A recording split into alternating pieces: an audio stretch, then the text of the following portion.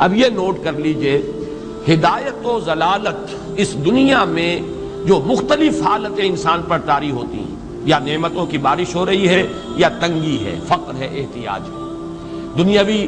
حیثیت ہے، وجاہت ہے، یا دنیا میں گمنامی ہے، کسنوی پرست کے بھیا کیستی، کوئی آپ کا حال ہی نہیں پوچھ رہا کہ تم ہو کون، تمہارے منہ میں کتنے دانت ہیں،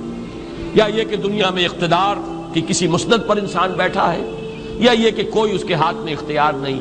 یہ تمام جو حالات انسان پر طاری ہوتے ہیں، ان کے جواب میں جو طرز عمل فکری اعتبار سے اور عملاً انسان اختیار کرتا ہے، اس کے 4 درجے ہیں۔ پہلا درجہ ہے انتہائی گمراہی، ضل ضلالا بعیدا۔ وہ کیا ہے؟ اگر عزت ہوئی، نعمتیں ملی، فلاں دیوی یا دیوتا کی نگاہ کرم ہے، اس کی کرپا سے یہ ہو گیا،